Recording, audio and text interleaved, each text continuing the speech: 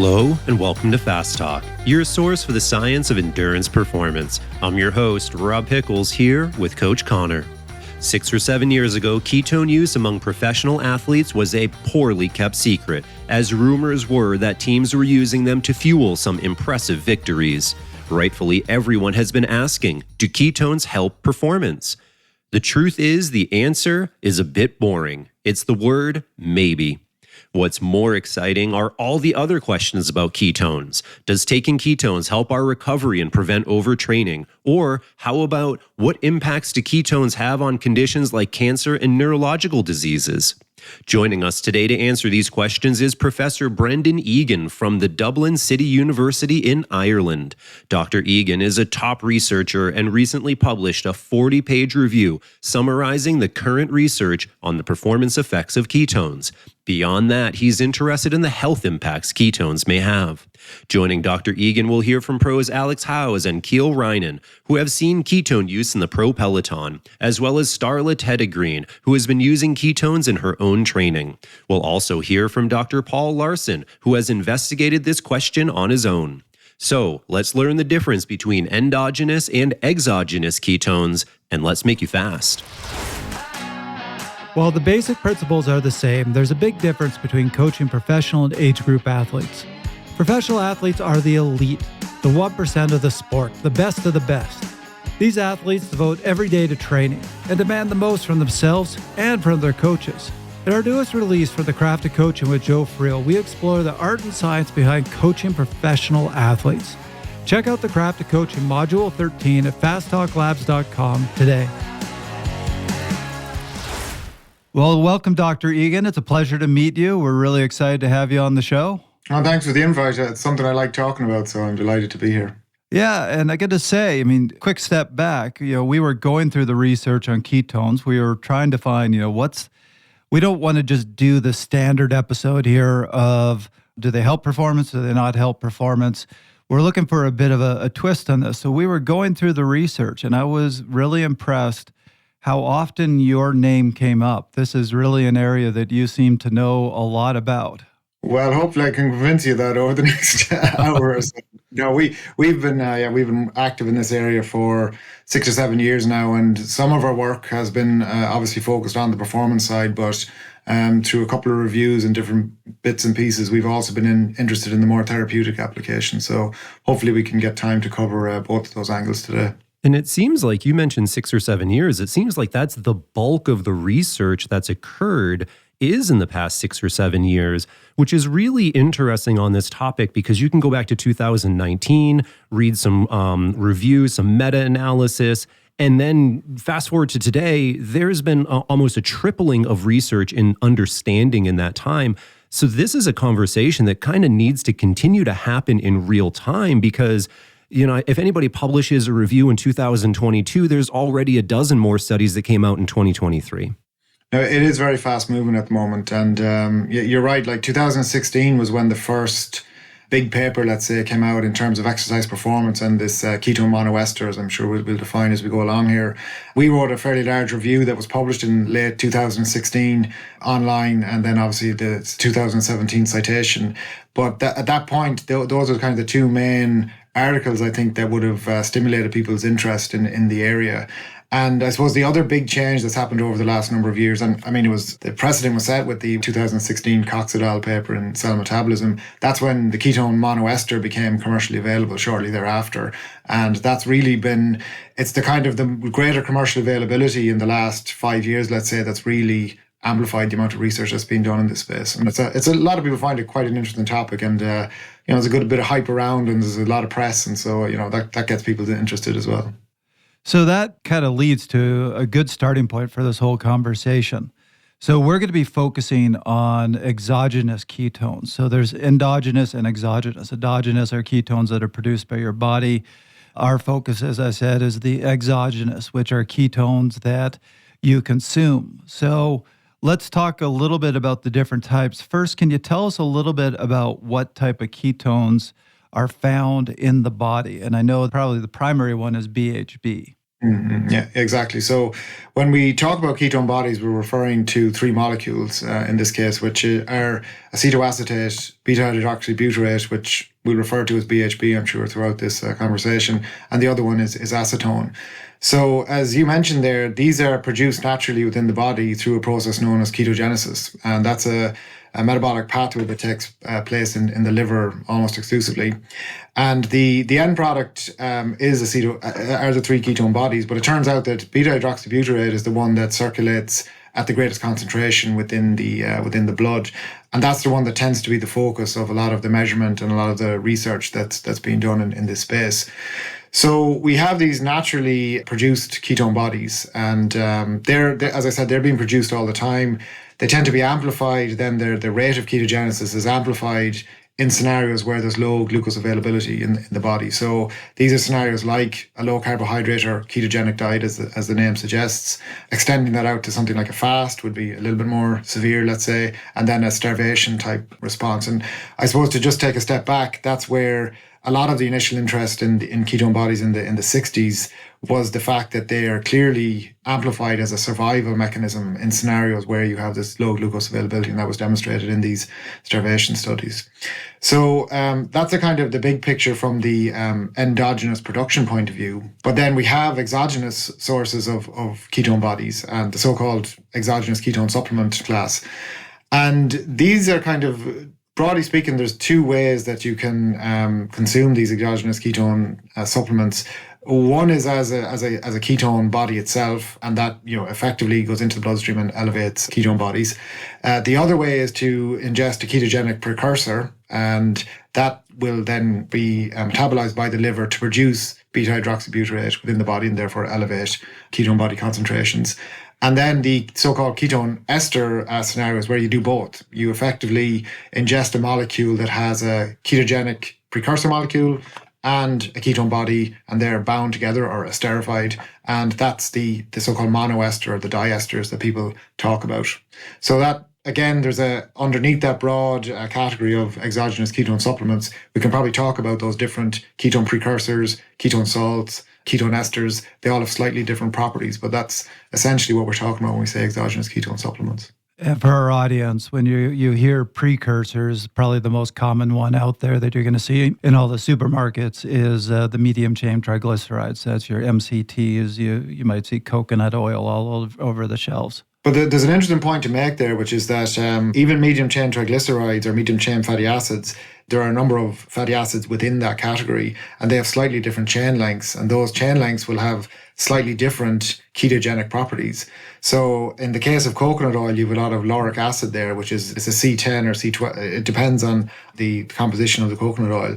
But that is not as good a ketogenic precursor as C6 or C8. And so, again, there's small nuances there that certain companies are taking advantage of. And then the other point maybe to make about the ketogenic precursors are this molecule butanediol. And so butanediol is it's a molecule related to an alcohol, and it's processed through the liver and produces, as I said, ketone bodies. But the reason that's of interest is because butanediol tends to be the molecule that is associated with the ketone body when making these ketone esters. And more recently, then some companies have begun to sell butanediol as its own individual molecule as a sort of exogenous ketone that, again, has generated quite a bit of interest because it's a lot cheaper than the ketone esters, which we know are quite expensive. And something that I want to point out as we're discussing the formation of these ketone bodies is that regardless of whether or not it's an endogenous, and again, a reminder that's something that's produced by the body, or an exogenous, which is something that's consumed, both of them are going to continue into metabolism, right, by being converted essentially into acetyl-CoA and then going into the TCA cycle and continuing almost as if we were going through glucose oxidation or fatty acid oxidation.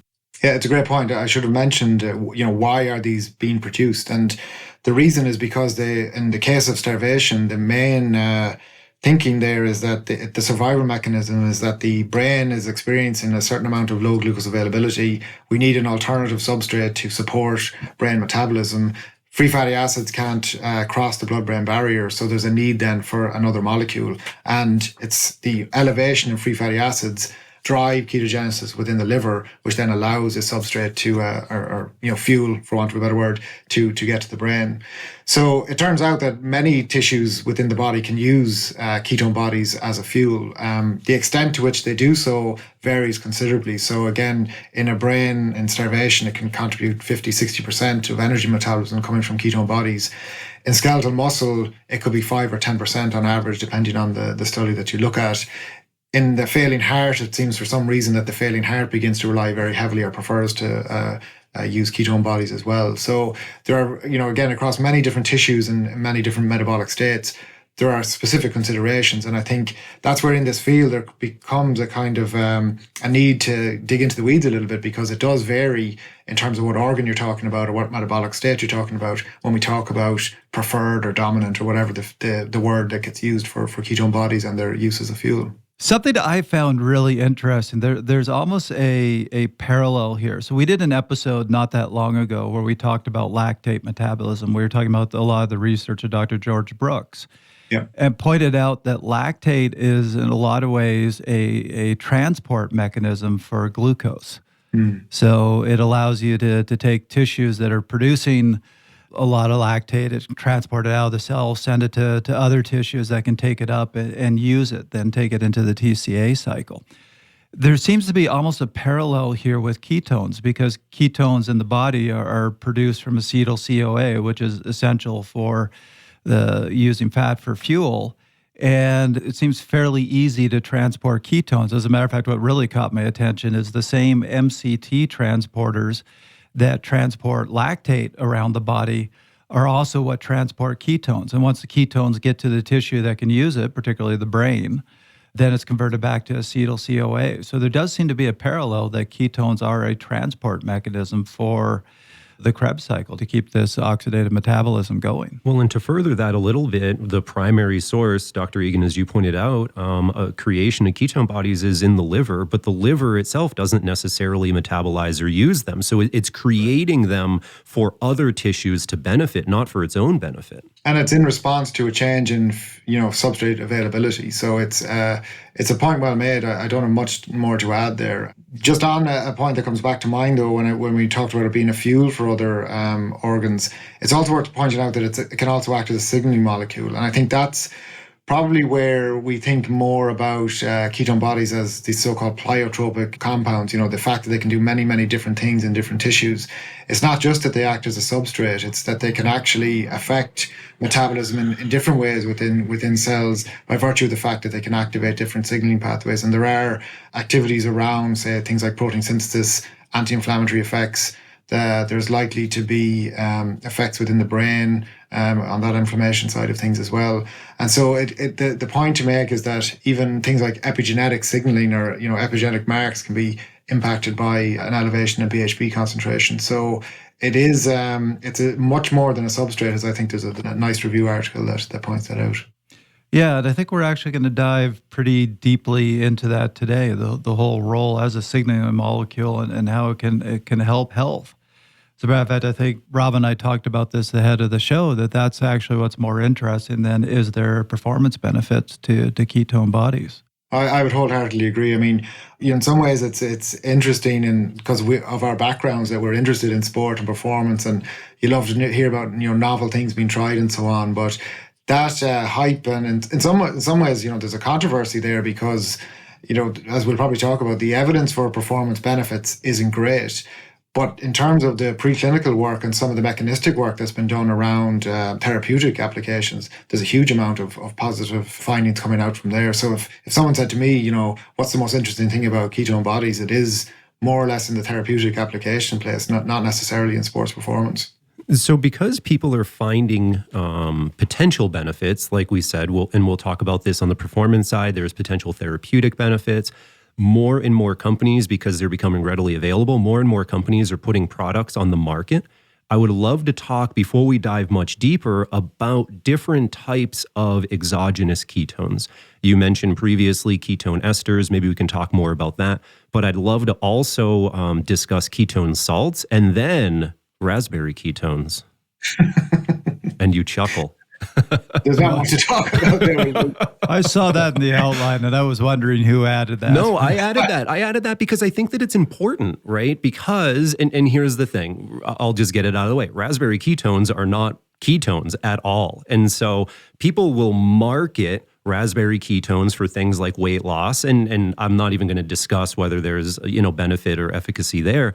But I don't necessarily want people to walk into their local supermarket, see raspberry ketones and say, oh, this is what all those guys are talking about. I'm going to go ahead and take a lot of raspberry ketones here. Yeah. Totally different. So we got to dive into this because I need to know what these are. You've never seen raspberry ketones? I have never seen raspberry ketones. You need to shop more. The Google algorithm hasn't tried to sell you raspberry ketones from all your research yet. Oh, boy. So this question of, I guess it's orally ingestible exogenous ketone supplements, that orally ingestible is a key element here because, the research on ketone metabolism and ketone bodies, I mean, it goes back a century. And even the study of metabolic effects of ketone esters, for example, was being studied as early as the 1970s. At that time, though, they weren't really available for oral ingestion. So then it was only in the since the turn of the 21st century that there's been this availability of exogenous ketone supplements, and really only, as I said, in the last 6 or 7 years have they been commercially available. And again, the whole backstory as to how they were developed and so on is interesting, but probably beyond the scope of what we talk about today. Yeah, so the kind of categories that I mentioned there are the ketogenic precursors. Like I said, medium chain triglycerides were being studied in the 90s for effects on performance, and they at that time weren't really being studied as ketogenic precursors. They were just being studied as an alternative to carbohydrate or support for carbohydrate-based fueling. Fast forward then into the 2015, 16, 17 range, and now there comes to be available ketone salts and ketone esters, and more recently then some developments on butanediol and so on. So if we just explain what they are. So the reason why it was, people knew that ketone bodies were, as I said, having many, many effects across multiple organ systems. Why weren't they a supplement before now? The reason was because it wasn't possible to get them in that orally ingestible form. Ketone bodies themselves are very acidic, so it's very difficult to ingest them as a free acid without causing GI upset and having negative pH effects as well.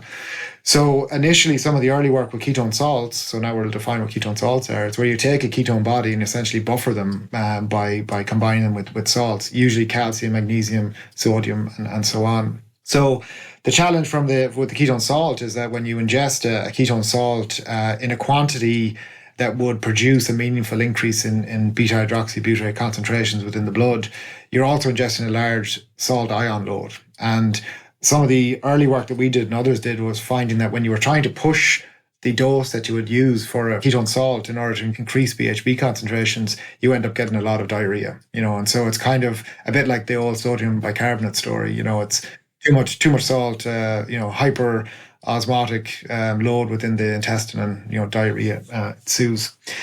And the ketone salts are still out there. And again, we could drill into more detail there if you want. The reason I sort of hesitate is that we have to then start talking about racemic and non-racemic mixes and so on, which kind of gets a bit complicated. But let's just say that there are, let's say, more pure versions of ketone salt are now coming out that have less of a salt load and perform a little bit better. And it'll be interesting to see over time whether those become more widely available, because they will be cheaper than the ketone ester, and that'll be an important consideration, I think, as we'll talk about. Will I move on to the next one? All right. Let's move on. Yeah. So that's the ketone salts, and again, much of the performance research that we'll end up talking about is going to be the ketone esters, because, like I said, it's not that they're totally ineffective. Ketone salts aren't totally ineffective for elevating ketone body concentrations. But at the kind of prevailing thinking at the moment is that there's probably a threshold or a sweet spot that ketone body concentrations need to get to in order for there to be a performance benefit. On the other hand, for a therapeutic dose, it might be a little less than what we think there. And so, I'm not ruling out the fact that ketone salts couldn't be used in other scenarios. But from a performance point of view, the vast majority of research is focused on these so-called ketone esters. So to touch on that really quick, if I remember correctly, and I'm hoping you correct me because I'm going to be wrong, ketone salts, we can see an increase to about 1 millimole within the body. And then when we talk about ketone esters, it's in the 3 to 5 millimole range? Yeah, so a lot of it depends on the dose, but let's define actually, because I should have done that at the start. When just in the resting state, having eaten a meal, ketone body let's say BHB concentrations will be around 0.1 millimolar, and after an overnight fast, they might get up to 0.2, 0.3, 0.4.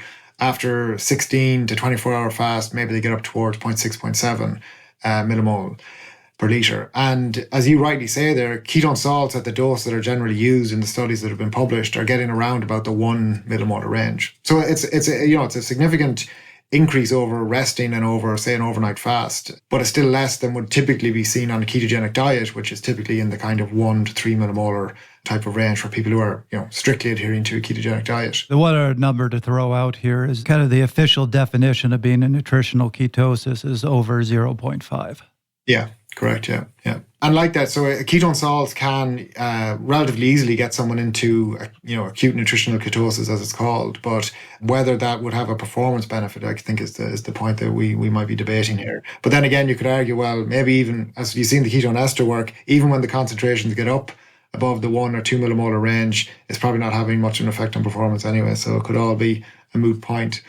But in relation to your question, Rob, about the ketone esters, you're right. It's obviously dose dependent, but the ketone esters, at the kind of concentrations typically used in the research studies, which is usually around about 500 milligrams per kg of body mass.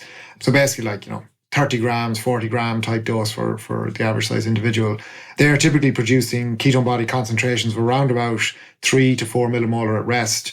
Because we utilize a little bit during exercise, that tends to be around 2 millimolar during exercise. So they're the types of ranges that we're getting into. So I think the point to make there is that ketone salts generally don't get up to that level, whereas the ketone esters do, and they're kind of very predictable and on a dose dependent basis, you can really nicely tighter the concentration of BHB if that's your goal.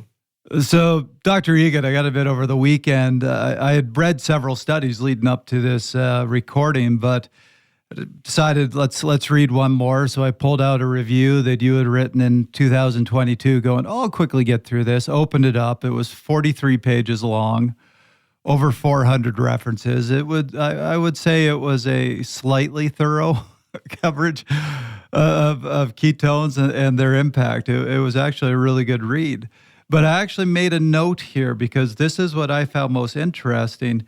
You talk about the pleiotropic effects, and you say ketones have these benefits by modulating substrate utilization, inflammation, oxidative stress, catabolic processes, and gene expression. So I would love to dive into that because, as Rob said at the very beginning of the show, everybody wants to talk about, well, do they help performance? But I'm not sure that's the interesting side of ketones. I think it's the health impacts that's probably the more interesting side of these. So let me throw that to you. I know there's been shown to be benefits in Alzheimer's. There's been shown to be benefits with cancer, with oxidative stress, with inflammation. Let's kind of dive down that road and talk a bit about that.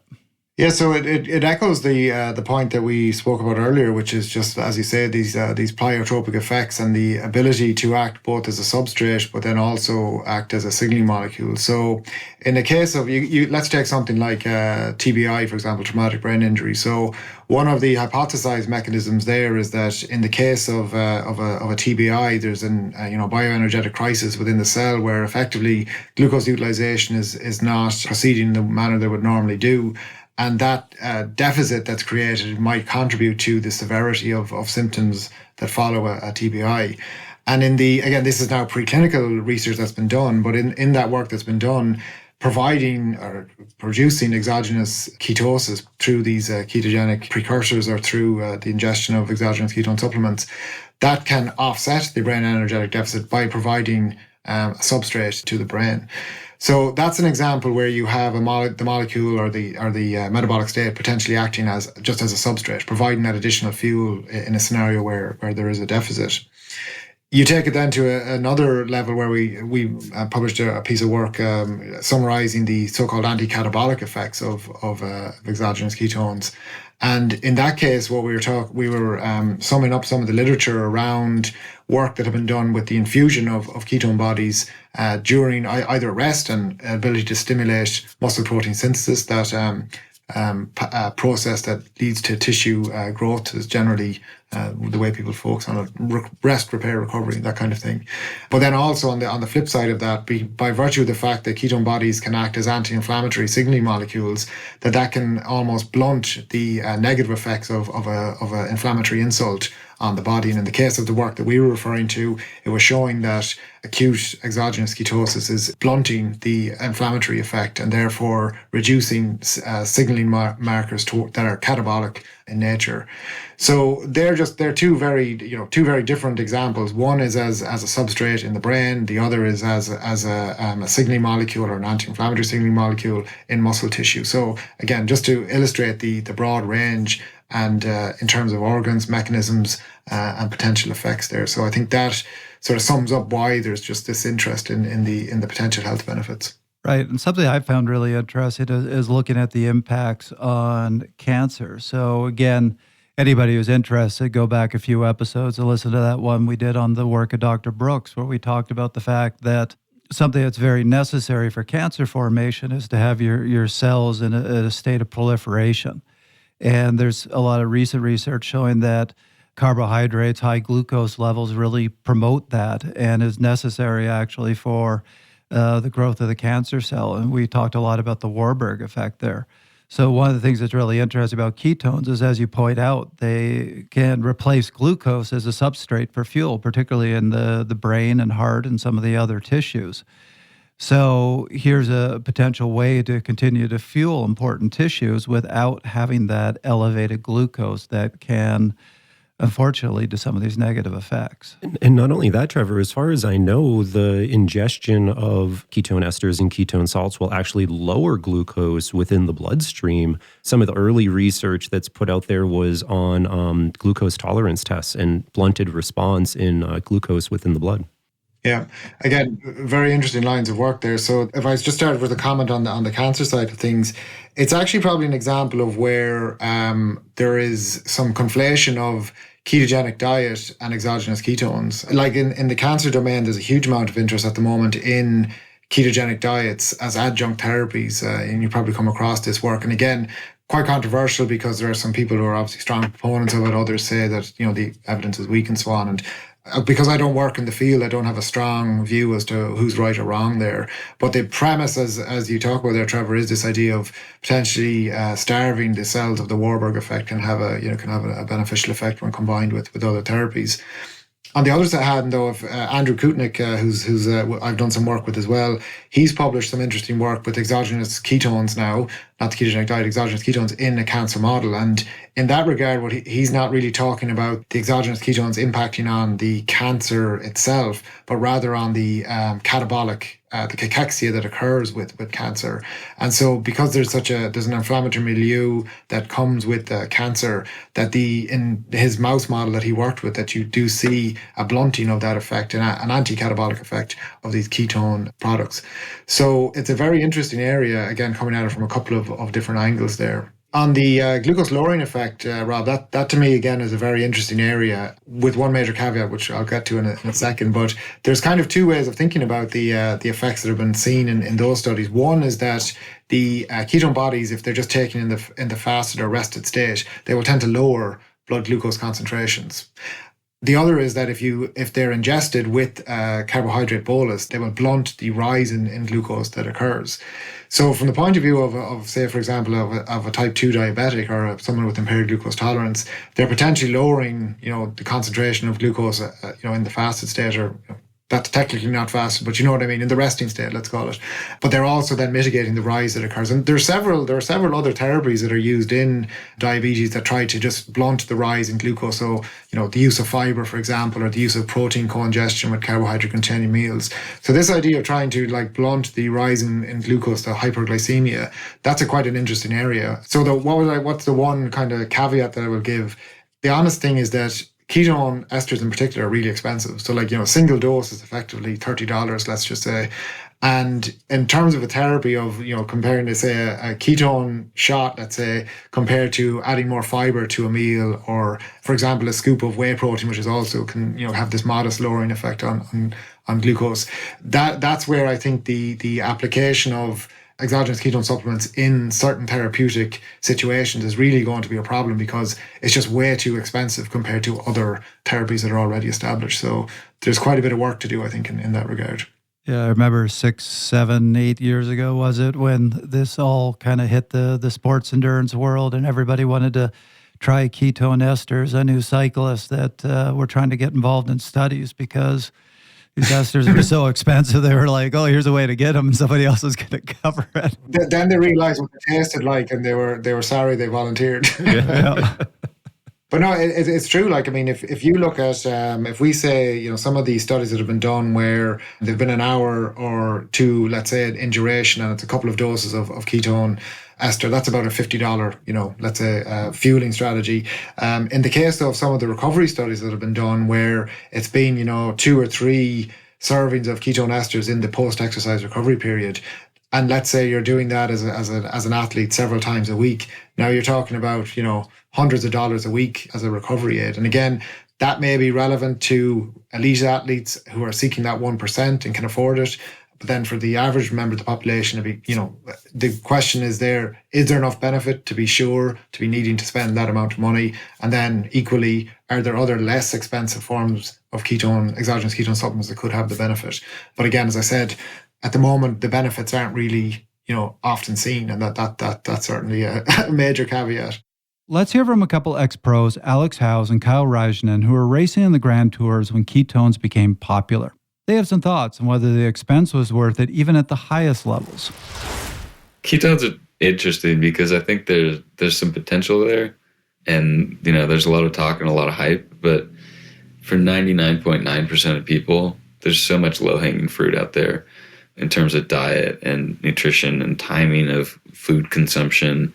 I think most people are better off just ignoring it. Yeah, these diet technologies that require hyper-specificity in terms of usage are meaningless for the majority of the population, right? Like if you're not weighing out your food and setting a timer between eating intervals and, like recovery shake to carb consumption to intake of, whatever other substance, like when it relies on the timing, forget it. Most people can't be that accurate. Yeah, I would say just figure out the basics first before you start throwing something like ketones in there. Are you guys seeing ketone like esters being used in the pro peloton? Yeah, but even then it's highly variable, different rider to rider, different team to team. And honestly, there was a big to-do about ketones there for a bit, and everyone was talking about how ketones are making races faster and everything. And in my eyes, the reality was everybody just started eating more in general.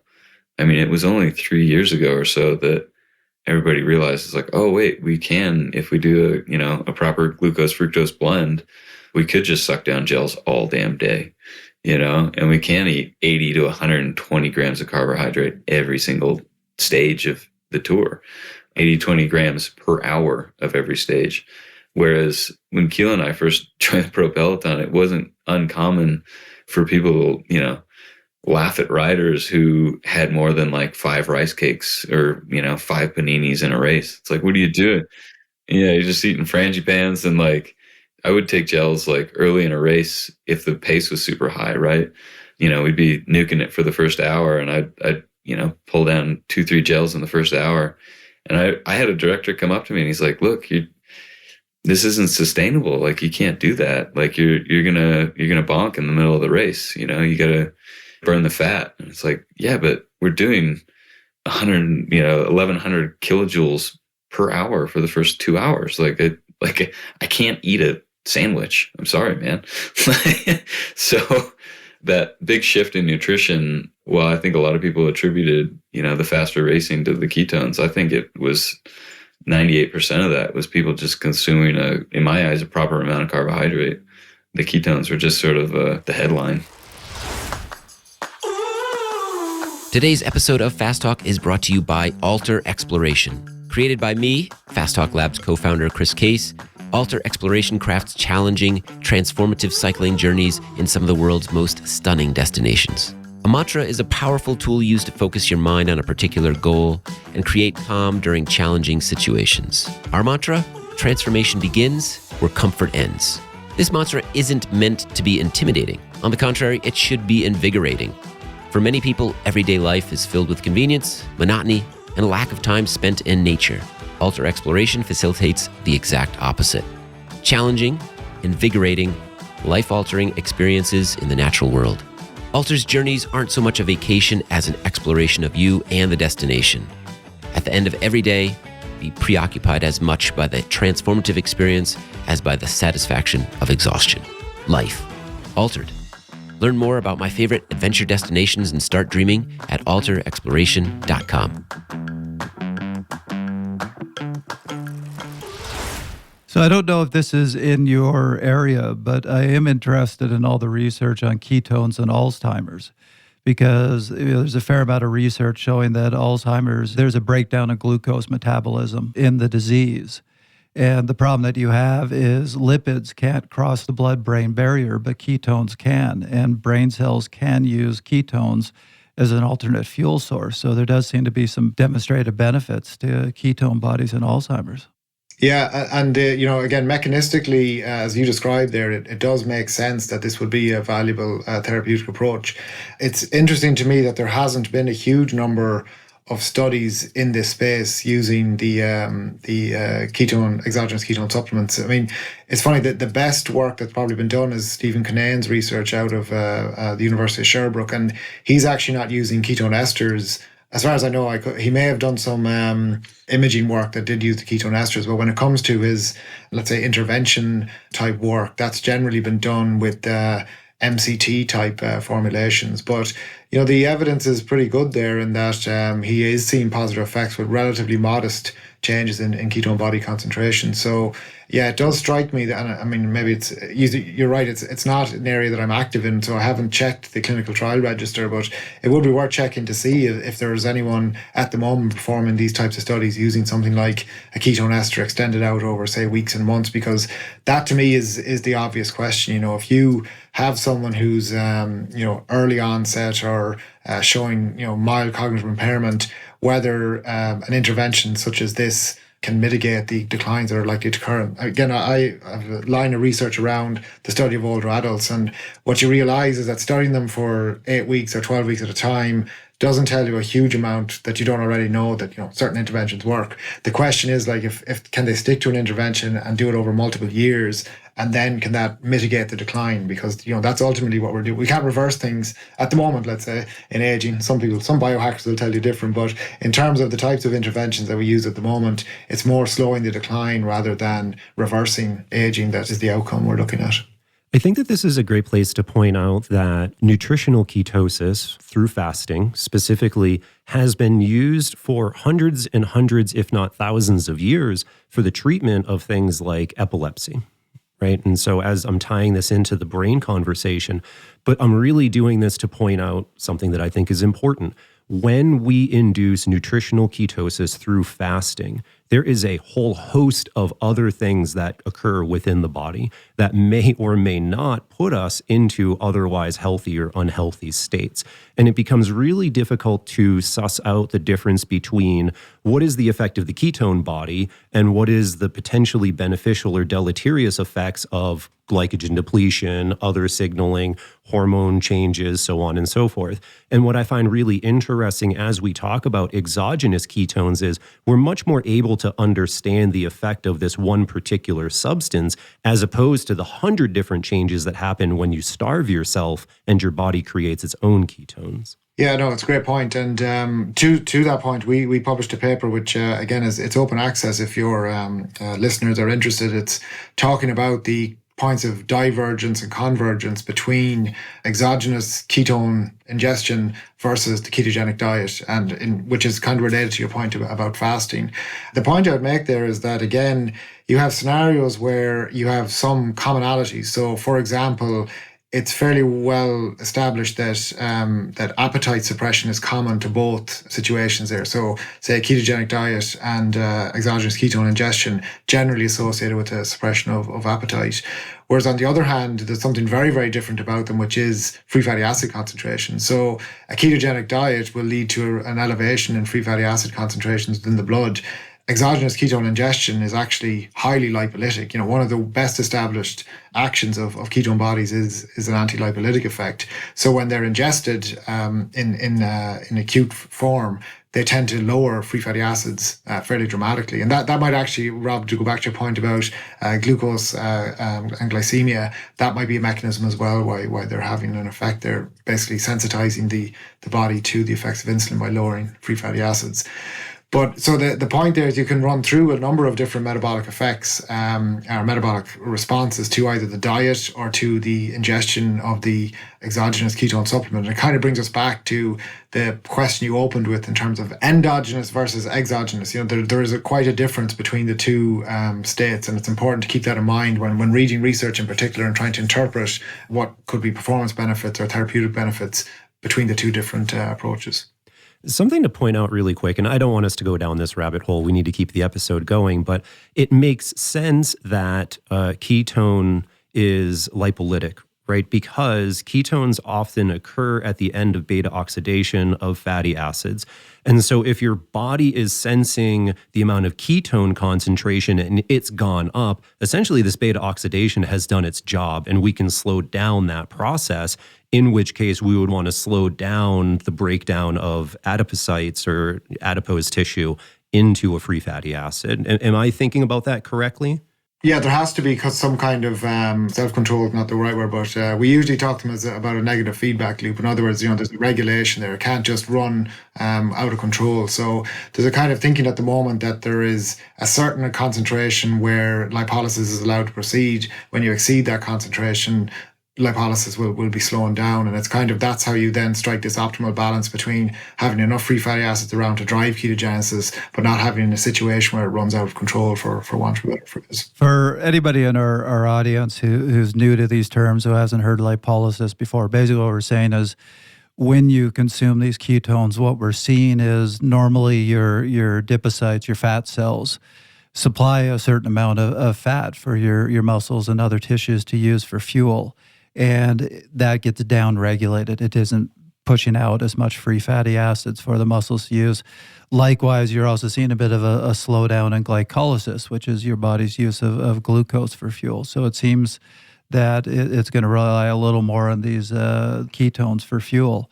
And I know in your study there was questions about that could actually hurt performance because ketones aren't used that much for fuel. I think it only provided about 10-15% of the substrate for energy during exercise. And if you're reducing lipolysis, if you're reducing glycolysis, that could fatigue you essentially. Yeah, so the idea, I guess, is by having more of the ketone bodies around, you are providing an alternative substrate. But the question becomes, is the body going to use that during exercise? And, what's fairly well established is that at sort of low to moderate intensities, the body can easily switch back and forth between carbohydrate and fat. They're the fuels we tend to focus on.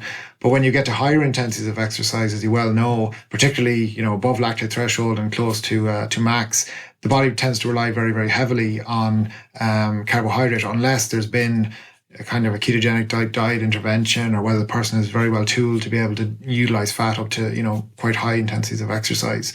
So the same kind of logic applies there in terms of ketone bodies. And again, in theory, if you look at some of the thermodynamic calculations and so on, they would be an efficient fuel to use in a cell.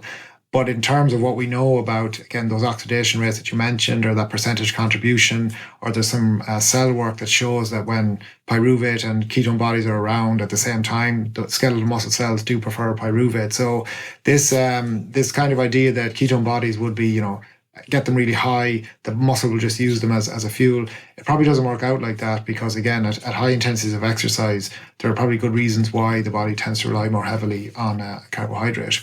But the flip side of that is, as you mentioned, there are, again, mechanistic bases as to why high levels of ketone bodies in the blood getting to the muscle would perhaps inhibit glycolytic pathways. And if you've got inhibition of glycolytic pathways, there's a chance that your top end performance is not going to reach where it should. And I think that's where the fear or the kind of the drawback that some people will point to in terms of ketone bodies is that at high intensity exercise, they're not going to be beneficial. In fact, there's a couple, if not 3 studies now that show negative effects during very short duration, high intensity exercise. And again, the thinking is now more evolving that if ketone bodies are going to be valuable as an ergogenic aid or as a performance aid, it's more than likely going to be at moderate or lower intensities, much longer duration of exercise challenge.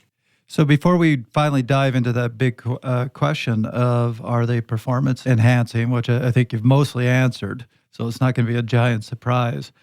Are there any other impacts of ketone bodies on muscle metabolism? Well, it kind of, I briefly touched on it when I mentioned about the anti-catabolic effect. So I think there's some interest in the area of the ability of ketone bodies to stimulate muscle protein synthesis as part of the overall recovery from exercise. And that to me is quite an interesting area. And I often say if someone would give me money to do whatever ketone research I wanted, it would be looking at recovery. And there are a couple of lines of evidence. There's some interesting work that was done around overtraining and the recovery from, or the adaptation, let's say, or the mitigation of overtraining symptoms. And that's going back a couple of years now. But the model that was effectively used there was twice a day training for 3 weeks and ketone bodies used during recovery from each training session. And that ultimately allowing the ketone consuming group to, as I said, mitigate the symptoms of overreaching. But there have been a couple of other recovery type studies that have been done since then that kind of point to, and again, I would say the science is not settled on this by any means. We need a lot more studies, but there are just 1 or 2 markers that are pointing to something positive about the use of ketone bodies during recovery.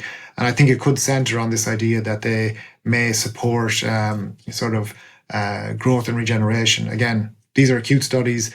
In the case of some of that mechanistic work, they need to be extended out into longer term training studies. But I think that's something where effects on muscle metabolism are of interest here. Let's hear from Dr. Paul Larson and his thoughts on the effects of ketones on recovery. I do believe there's a benefit for exogenous ketones. It will really depend on the context, but there's a bunch of work that, I mean, for me, the big benefit that we're seeing now is in the context of the recovery phase after the workout. That's, I think, we're seeing the studies from Peter Hesbell's lab where we're seeing increases in EPO, increases in angiogenesis, in better recovery profiles, less overreaching symptoms.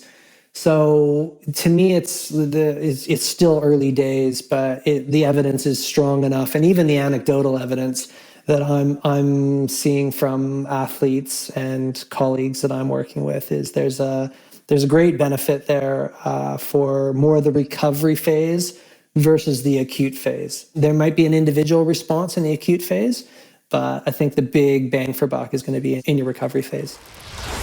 And I think that this is a great way to segue into the performance conversation, because as we discuss the ketones' potentially ability to improve training load, to improve sleep, right? Ketone ingestion prior to going to bed seems to improve REM duration and other markers of sleep health, as well as increasing angiogenesis, right? The formation of new blood vessels.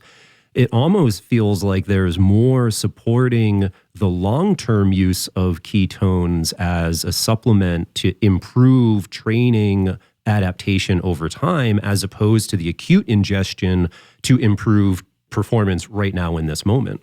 I think you summed it up very nicely there. I mean, sometimes I wonder, was it the circumstances, that the kind of the hype that came out around 2016 and 17, where there was obviously the landmark study that landed in 2016, and then there was all the talk of Tour de France cyclists using them for performance, and it kind of snowballed from there. And like us, we got into it like, oh well, if if athletes are using these supplements, let's try out these performance studies and see if there's anything happening.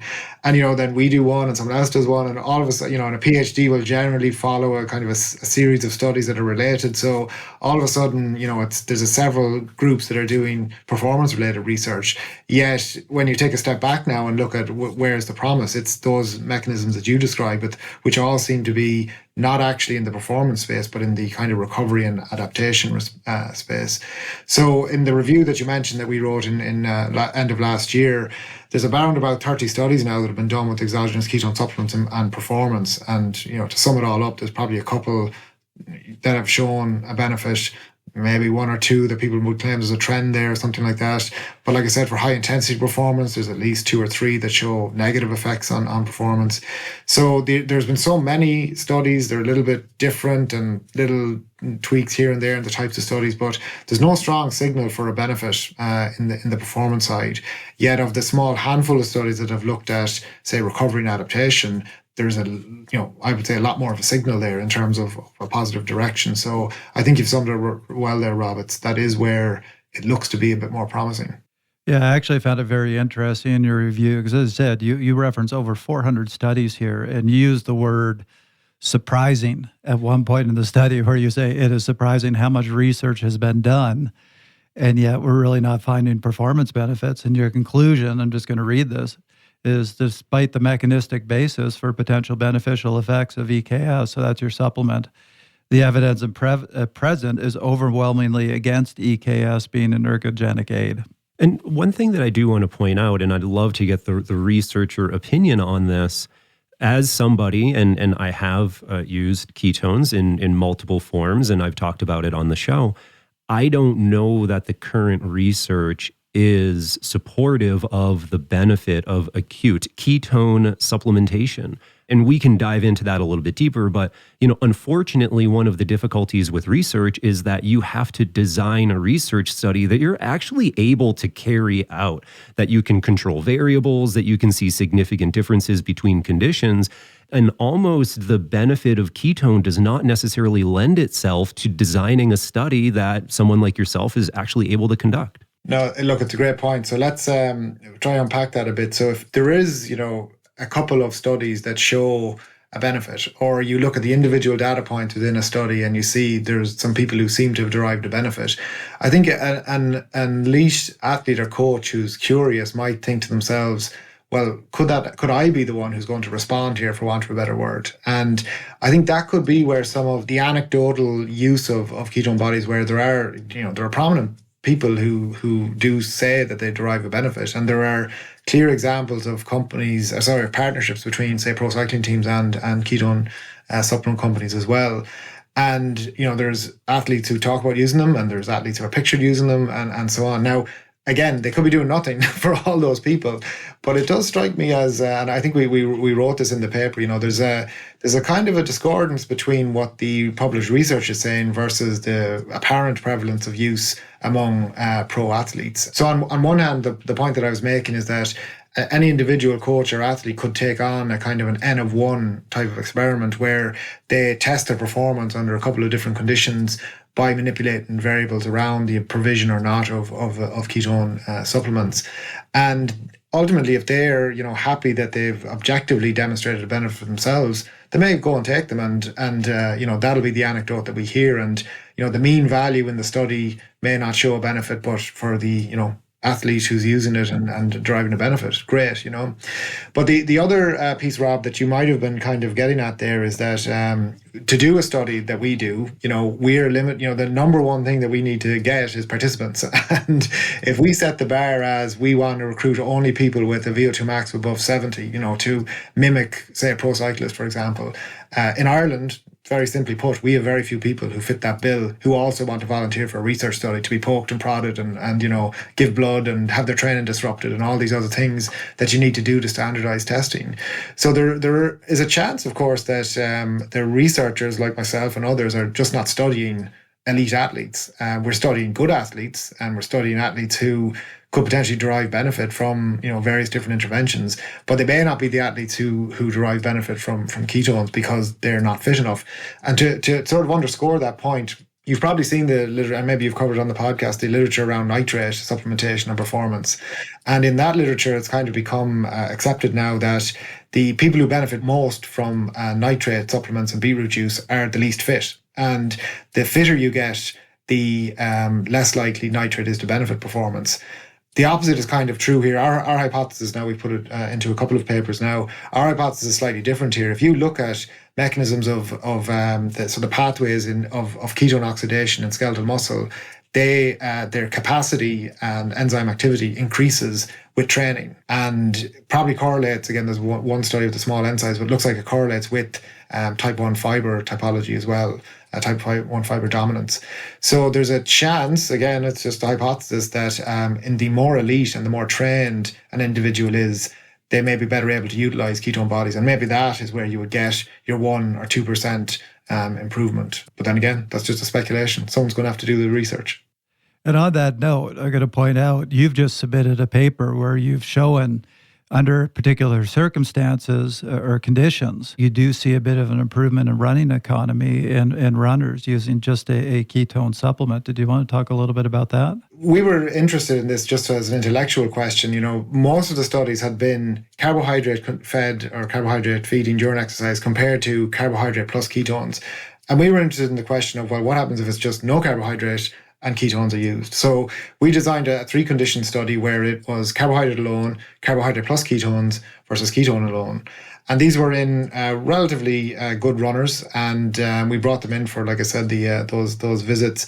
And we did a graded exercise test with 5 by 8 minute stages to look at running economy. So these were running speeds of 10, 11, 12, 13, and 14 kilometers per hour. So, not super fast, but below threshold and enough, a nice graded steady state protocol at each stage in order to be able to look at running economy.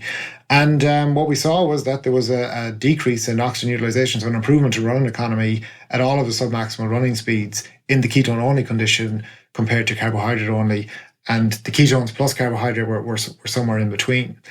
So, we don't make any claims about what this actually means from a performance point of view because, the running speeds are kind of slow and, it may not be practical to only consume ketones. But just as an example of kind of going back to basics and asking the question, there's not a performance measure as such. It's just, this outcome measure that's a fairly good predictor of running performance, i.e. running economy, that does seem to be impacted acutely by consuming ketones as opposed to consuming carbohydrates. So what people end up doing with that data, whether people go into sort of longer duration performance type studies like ultra endurance, for example, it remains to be seen. But as from an observation point of view, it's interesting because the effect was around about 3 or 4%, which again is the kind of change in running economy that people go crazy about when they see these carbon fiber shoes having that effect. So it's I'll be interested to see how the field takes a view of that research and whether it stimulates other people to do similar work. Fantastic.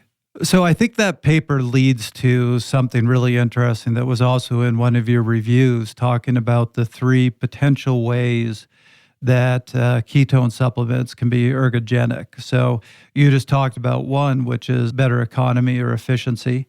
But what were the other potential ergogenic benefits that you can see from ketone bodies? Yeah, so we've touched on a couple of the mechanisms already here, but we'll try and tie them all together here. So, in the first case, it's a question of whether ketone bodies can be used as a substrate within the muscle. And as we mentioned earlier, when they're provided as a source as an exogenous ketone supplement, the evidence from a couple of studies now seems to say that will ultimately produce around about a 5 to 10% contribution to energy provision during exercise. So it's not huge. It's still a small proportion relative to carbohydrate and fat, but it does seem to be a contribution of sorts. So the question then becomes, how does that small contribution as an alternative substrate, how does that impact on overall fuel utilization, or in the case of the study that we did there, maybe it impacts on oxygen consumption. So one of the mechanisms, again, we hinted at this earlier when we talked about the fact that there are differences between the different substrates in terms of the so-called delta G, or the Gibbs free energy for ATP that's produced by the different substrates. There's a difference in the amount of ATP that's produced per carbon molecule. There's a number of different, very detailed biochemistry ways of looking at these different substrates. But the bottom line in all of that is that there is a suggestion that ketone bodies are a more efficient fuel than glucose or fat when it comes to ATP provision. these are things that are very difficult to measure. So we obviously didn't measure them in the study that I just described. But the concept, in terms of if running economy was improved, it reflects the fact that oxygen utilization was less. And maybe that has been explained by a small amount of oxidation of ketone bodies by the muscle, ultimately improving efficiency by reducing the oxygen needs. That was the speculation within the paper. Again, remains to be confirmed, in terms of those detailed measurements.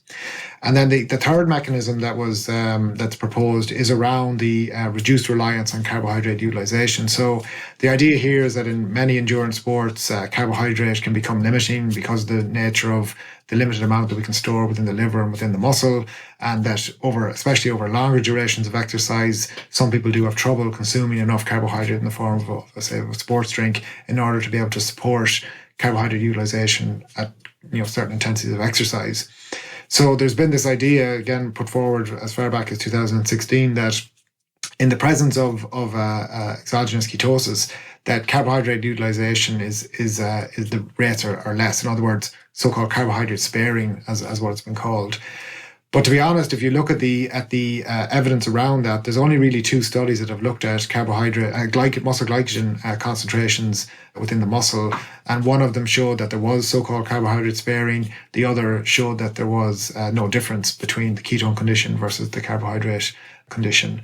So the jury is kind of out on that. Like I described, there are reasons why carbohydrate utilization will be reduced because of the effect on glycolysis that I mentioned earlier. So it then becomes a question of whether you're, kind of reducing utilization to the extent that's beneficial, or whether you're reducing utilization to the extent that impairs performance. And that again is something that's debated because we've got evidence on both sides of the aisle there in terms of those effects.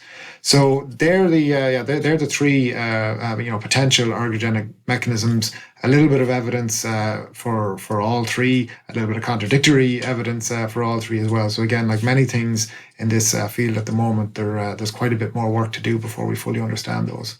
So we have 3 potential acute mechanisms. We talked previously about maybe a 4th mechanism that's a little bit more chronic or long-term, and that's improved recovery, improved adaptation, improved ability to handle training load. But I do want to bring in another potential acute mechanism for improving performance, and this is something that I experienced through my own exogenous ketone use and is potentially backed up by a paper that came out in 2023 from POFI. So I love seeing the research after I've experienced something. And I think the title of the paper really sums it up. Exogenous ketosis increases circulating dopamine concentration and maintains mental alertness in ultra-endurance exercise. And I do want to bring out that performance is essentially multifactorial, right? We cannot describe who is going to win the race with laboratory tests. We might have a good sense of, we might be able to predict with some accuracy, but the fact of the matter is people have to go out and they have to compete. And because of that, these things like mental alertness can become really important. And for me to describe my experiences, I've trained a lot for multi-day mountain bike stage racing or other ultra endurance level exercise. And I will say I'm a very carbohydrate centric individual. My background is as a sprinter, as a hurdler, and I've made the switch to being in these longer endurance things. And something that I notice I can crush, and we've talked about this. Trevor always cries a tear when I tell him how much carbohydrate I take in during exercise. But something that I notice oftentimes is this sort of mental fatigue in addition to muscular fatigue. And that mental fatigue is, well, I'm a mountain biker. My reaction time just a little bit slower. I'm either not as fast or even closer to crashing. But also my mood can become a little bit more negative, to tell you the truth. I don't want to be out there anymore. I'm starting to complain. Oh, God, it's so hot out. My saddle's so uncomfortable. all of these things. And what I have noticed when I have used an exogenous ketone supplement is that mental alertness almost comes back. It almost feels like you're taking a little bit of a stimulant. The world looks a little bit brighter. My mood is a little bit happier. And I'm no longer saying, oh God, I can't wait until I get home. I almost have this mental energy. My legs almost still feel exactly the same, but it almost flips kind of my outlook. And I do believe that things like that become very difficult to measure, but can ultimately really impact performance. Look, a very nice anecdote, and one that I've heard repeated by many people who've used these supplements. And as you say, it's a tricky kind of a thing to measure in a research setting. So we have done some work, and I'll talk as well about the paper that you mentioned shortly as well. But we've done similar work because we were interested in whether there are cognitive effects of these ketone supplements in the context of exercise. So one of the studies that we published a few years ago was a simulated soccer match, and that particular simulated soccer match involves having your participants run at various different speeds. It's quite cognitively demanding because they're constantly listening to beeps and being told what speed to run at, and it's back and forth, and it's up, over this 20-meter trek.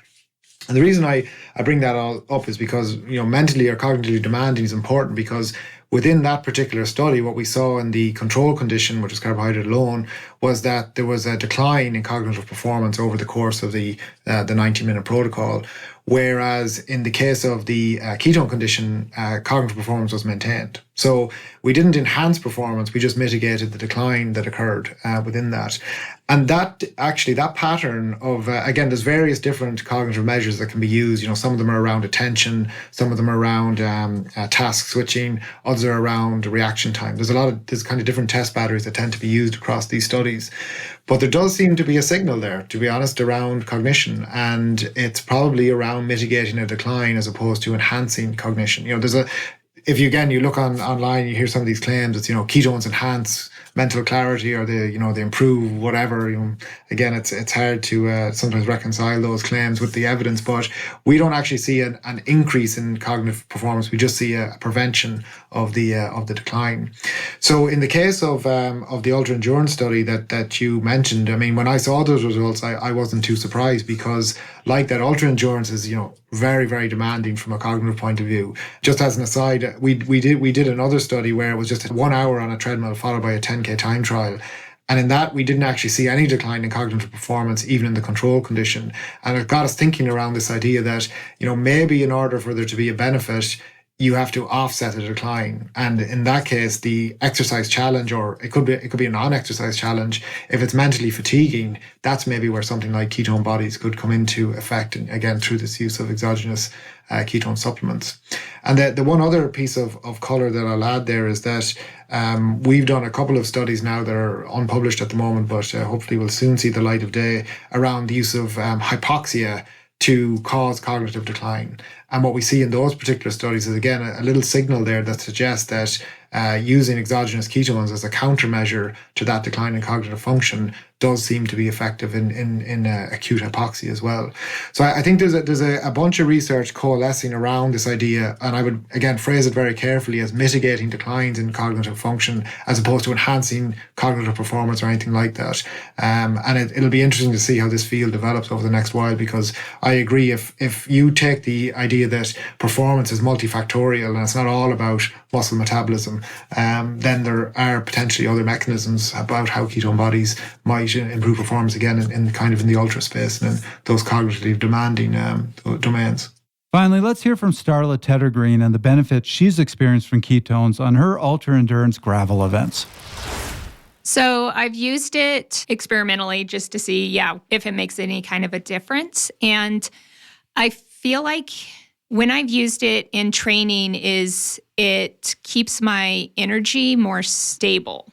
Like, I don't feel like there's any peaks and valleys. Like, I feel it's more even, I guess, throughout the training.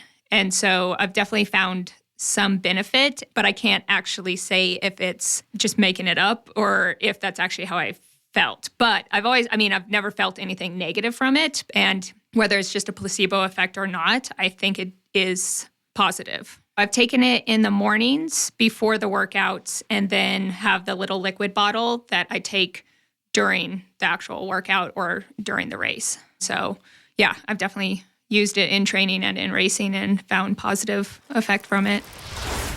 Well, guys, it's been a great conversation, but I think we need to start to wrap it up. Dr. Egan, you're new to the show, so you haven't had this experience before, but we like to always finish out with what we call our 1 minutes, which is we each get 1 minute to summarize what we think is the most important message or the most salient point that we'd like our listeners to leave the show with. There are lots of mechanistic reasons as to why ketone bodies could be effective, both in the multifactorial performance domain as well as therapeutic applications. But the big challenge remains, I think, at the moment that the hype is often greater than the research evidence that's to hand. And there's a big question mark about the expense of supplements and whether they will ever be of a nature that's affordable, that makes them suitable as a use as opposed to other lower hanging fruit that doesn't cost as much. I think that's the big needle we're trying to thread here with this domain, is how to have benefits but also being cognizant of the costs. And let's see where it goes over the next few years. I think that that's an amazing lead in to what I want to say is, yeah, there are big questions we don't necessarily know. Even within studies, maybe there are responders and non-responders. But something I do want to point out is that as far as I know, the ketone esters available on the market are considered generally recognized as safe, meaning it's very unlikely that they will do deleterious harm to your body. They might do deleterious harm to your performance, but from a health perspective, taking these is generally recognized as safe. And I encourage everyone. I think that there is a lot of naysayers who act like experts without ever actually trying it themselves. And I want to caution everyone away from that. It is money, I get it, but at the same time, it is just money. If you're interested, go ahead and try it. If it works for you, awesome. If it doesn't work for you, don't keep wasting your money. I'm not trying. I have no stock in any of the companies that are out there. I'm not going to push any one company over another. But it is okay, and we talk a lot about experimentation on here. It is okay to do a little N of one anecdote, in my opinion. So my message is we often in the research really try to simplify things down to, hey, you take this, then you do a time trial, running, cycling, whatever type of time trial, and does it improve performance or not? And that's kind of where we leave it. I would say by that metric, yeah, you demonstrated pretty clearly that probably not the thing to invest money on if you're looking to take it right before a race and see some improvements in your race performance. But what I found very interesting about all this research on ketones is all the other impacts it has on our bodies, particularly the health benefits.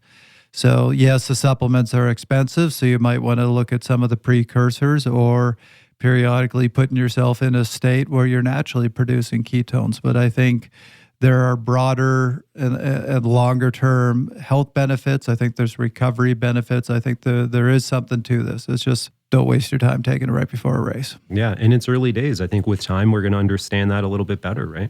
Yeah, well, certainly to be continued. We'll be back here in a year or two time, seeing what we got right or what we got wrong. Well, Dr. Egan, thank you. It was a pleasure talking with you. Thank you. Great conversation. That was another episode of Fast Talk. Subscribe to Fast Talk wherever you prefer to find your favorite podcast. Be sure to leave us a rating and a review. The thoughts and opinions expressed on Fast Talk are those of the individual. As always, we love your feedback. Tweet at us at Fast Talk Labs or join the conversation at forums.fasttalklabs.com. Learn from our experts at fasttalklabs.com or help keep us independent by supporting us on Patreon.